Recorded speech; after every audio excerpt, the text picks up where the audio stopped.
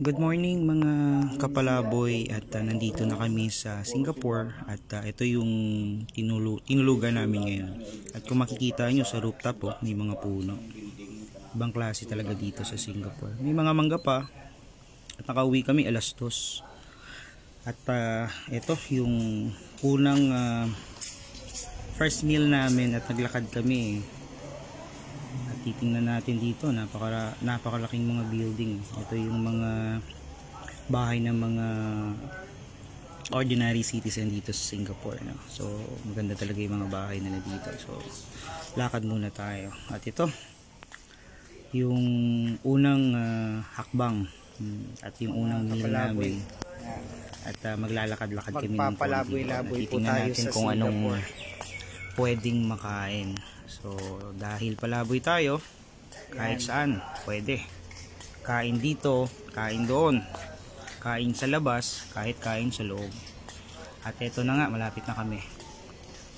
At ayan, dito kami napunta. At titingnan namin kung anong mga pwedeng makain. Mura lang naman, mga bumibili lang naman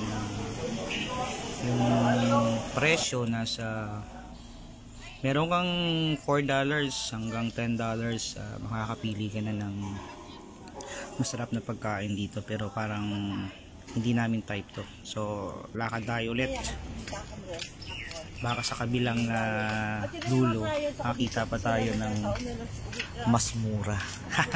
Alam mo naman tayo mga Pilipino, naghahanap talaga tayo ng mura. Diba? Talagang wise tayo pag nasa ibang bansa tayo. At kasama ko nga pala ito, si Agnes, si Franklin, si Boss Shem at si Madam Ems. So ito yung mga kasama ko.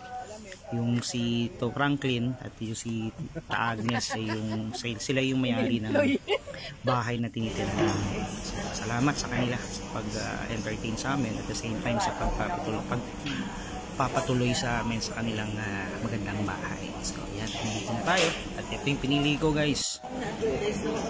Ayan, Chinese style noodles. Tapos itong soup nito. At tetarik. Ito pagka pumupunta ako lang Singapore, 3 beses nagtitarik na ino-offer sa atin ng mga friend natin, mga Singaporean So ayan, masarap to. Medyo maalat-alat, salty. Tapos ito naman magandang paris yung soup. At yung siopaw nila maliit. At ito hindi ko alam kung at yun, may introduction kami to during the time. Nabusog kami. At ito na, busog na kami. Uwi na muna tayo. At magbibihis tayo para sa next na lakad. At sumakay kami ng bus pauwi, kasi kanina naglakad kami medyo malayo, so uwi naman kami muna. So sa ngayon, subaybayan nyo po yung paglalakbay ni Clint Palaboy dito sa Singapore, at isang magandang umaga sa inyong lahat. At